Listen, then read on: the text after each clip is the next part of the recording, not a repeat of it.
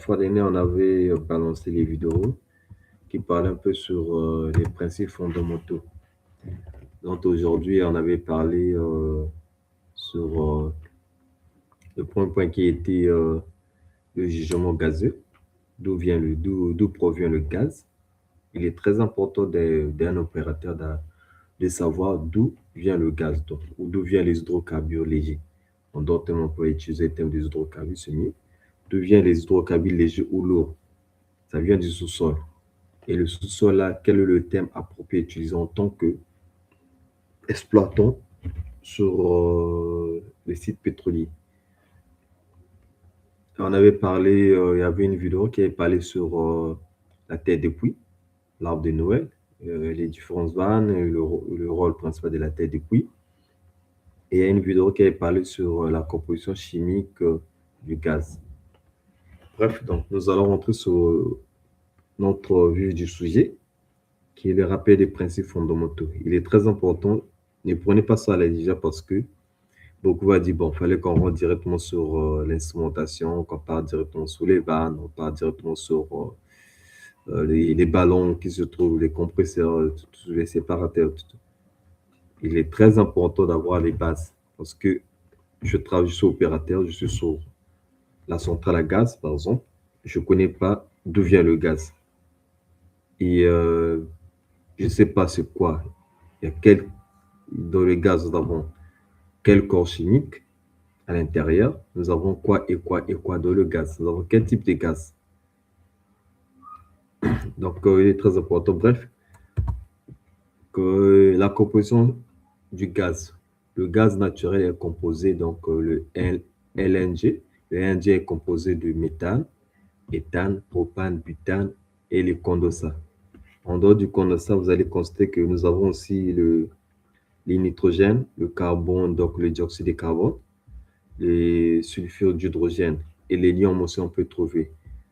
Le gaz au-dessus, là, ça dépend du réservoir. C'est pour ça qu'on a mis, vous avez vu le cercle violet qui est au-dessous là, qui sont des gaz acides.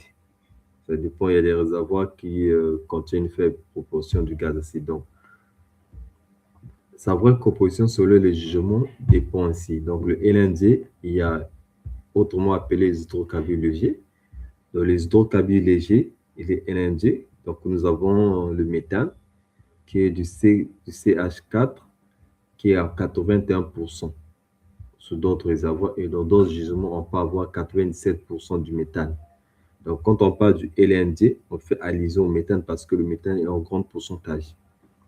Nous avons l'éthane aussi, nous avons le propane, nous avons le butane. L'ensemble de ces trois gaz restants dans le LNG peut varier de 1 à 10%. Sinon, il y a plus du méthane. Donc, on peut dire la quasi-totalité du contenu sur LNG, c'est le méthane. On peut avoir de 1 à 10% de trois autres gaz légers, des hydrocarbures légers. Donc, et nous avons le LPG, qui est le gaz de pétrole liquéfié. Comme on entend, il y a le mot pétrole à l'intérieur. Et nous avons des réservoirs qui contiennent du pétrole et nous avons des réservoirs qui contiennent uniquement le gaz, réservoir gazeux. Là, par exemple, c'est le cas d'un réservoir, d'un puits qu'on extrait les hydrocarbures lourds, en sachant que dans les hydrocarbures lourds, il y a toujours des cape gaz, il y a toujours un chapeau de gaz au-dessus. Le chapeau de gaz, nous avons le propane et le butane. Dans les LPG, nous avons souvent le propane qui sont le gaz trouvé dans le LPG, donc le puits pétrolier, le puits qu'on exploite, le brut. Sa composition varie de saison.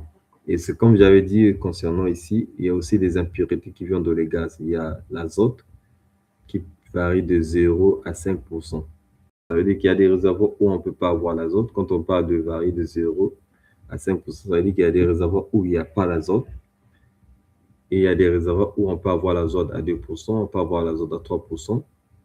Le pourcentage, c'est selon la contenance du réservoir en termes de gaz. Nous avons le dioxyde de carbone qui varie aussi de 0 à 8%. Nous avons le sulfure d'hydrogène, le H2S, qui varie aussi de 0 à 5%. Je pense que c'est clair. Donc, en résumé, le LNG contient plus de méthane, donc 81 à 97%, et les autres gaz, éthane, propane, butane, représentent 1 à 10%. Et les hydrocarbures légers, quand on parle des hydrocarbures légers, on fait allusion du CH4 au C4H10, donc du méthane au propane. Une fois qu'on passe du C5, on va vers les hydrocarbures lourds, qui sont les hydrocarbures qui ne sont plus de gaz, mais qui sont des hydrocarbures en état liquide. Donc, selon en état liquide, aux conditions normales de température et de pression. Donc, quand je dis conditions normales de température et de pression, sans modification. Et voici ici, nous avons notre réservoir. Ici, nous avons ça, c'est un gisement. Un gisement, c'est un ensemble de réservoirs.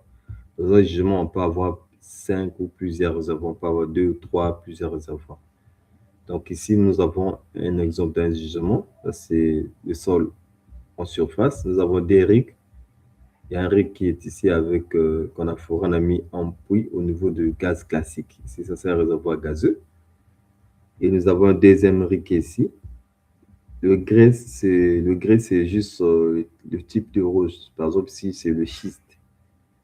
Le schiste aussi est riche en gaz. Nous avons un deuxième réservoir ici qu'on a mis. On a en train de mettre un puits dévié qui contient le gaz en étanche.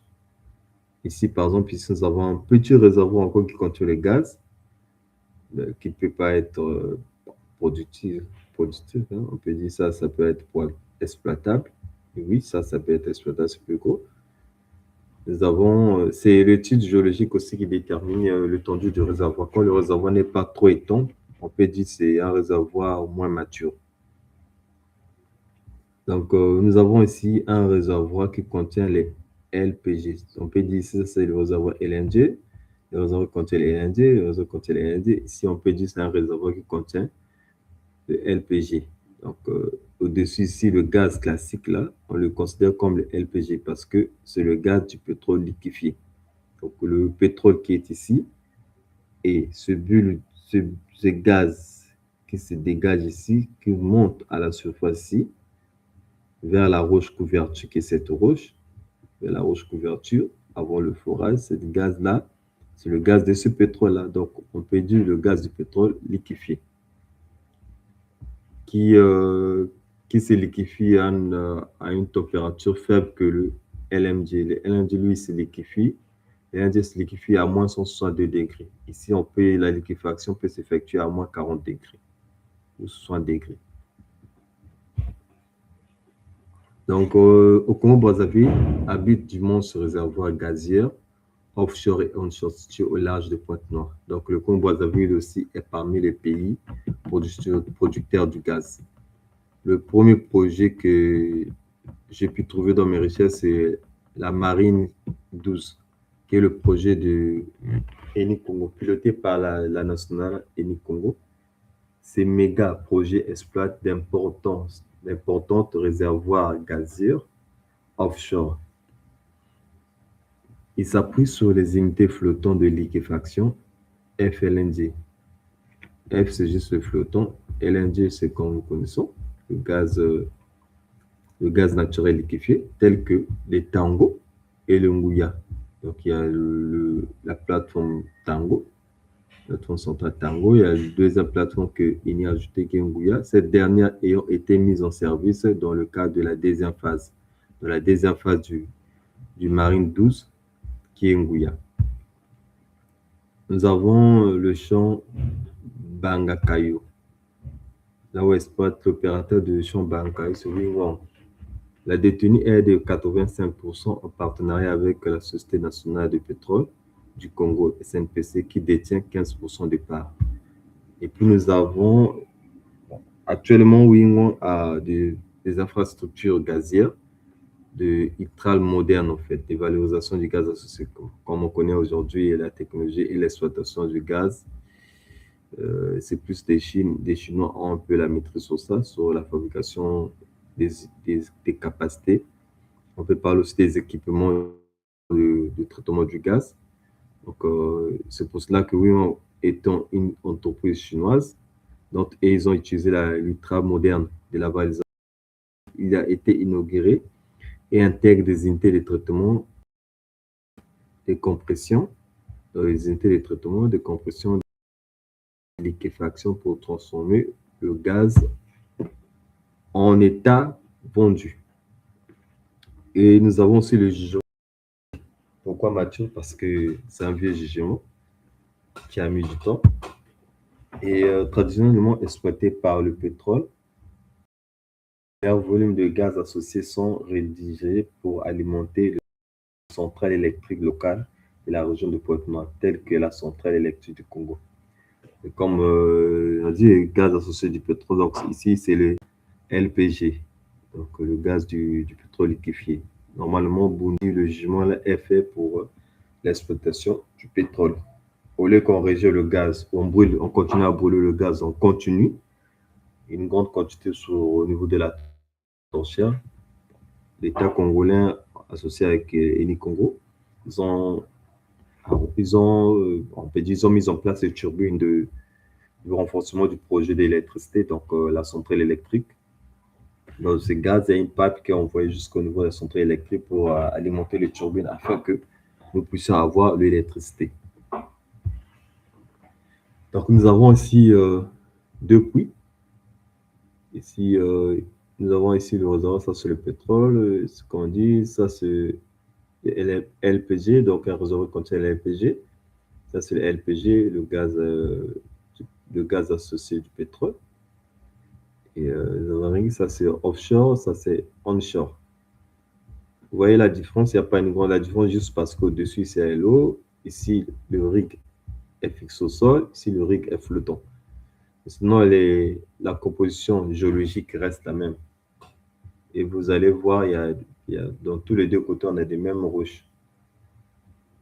Donc, voilà un peu l'idée du sol, comment ça se passe. Ça, c'est la roche-mère. La roche-mère, c'est là où s'est formé les hydrocarbures. Donc, il y a de cela des milliards, des millions, des milliards d'années.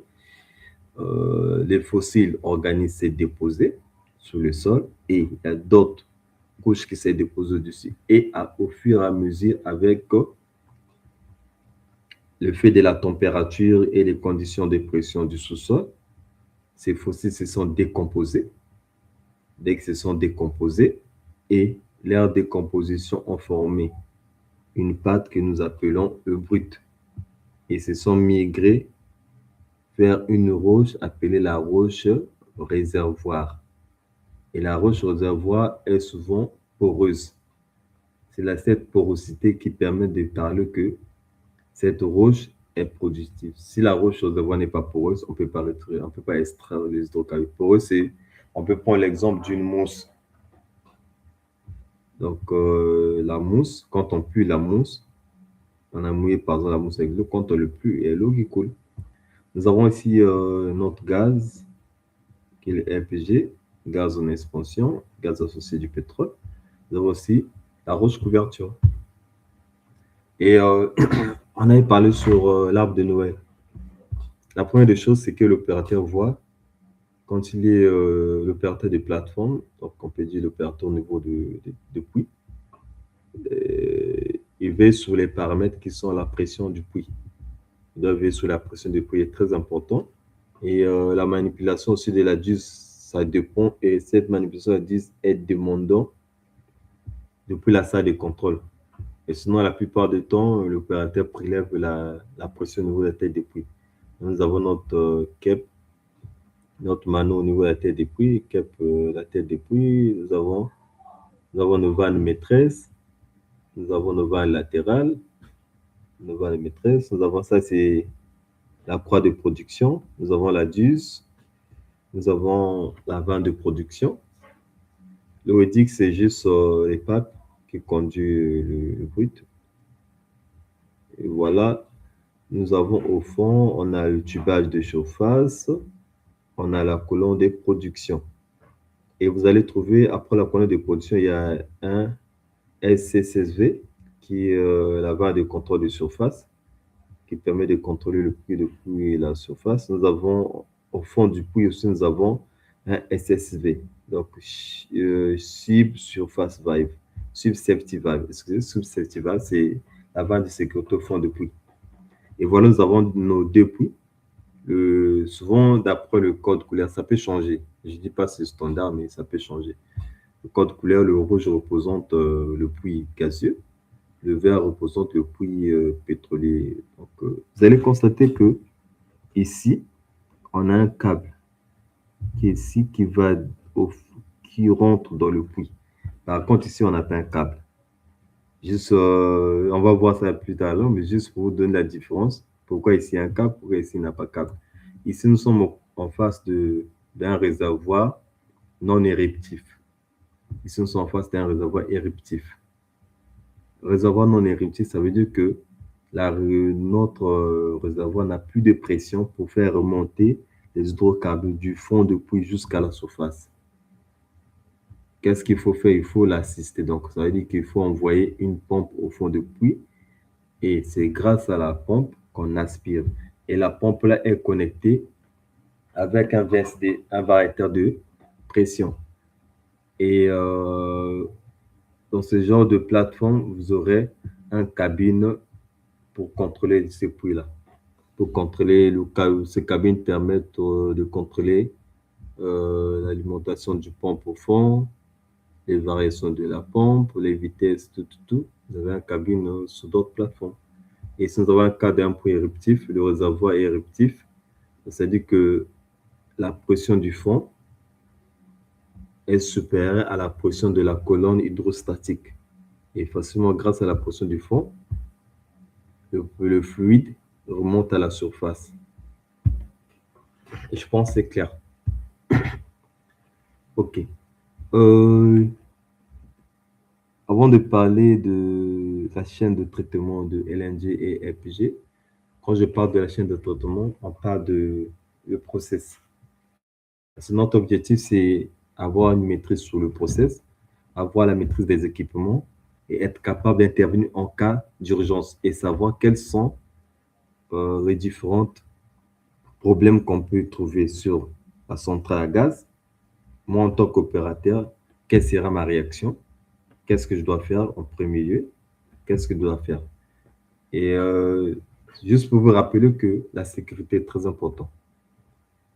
On peut pas vous donner une grande responsabilité tant que vous ne maîtrisez pas les procédures. La maîtrise de procédure égale au respect de normes de sécurité. Et si vous respectez les procédures, facilement vous avez une responsabilité.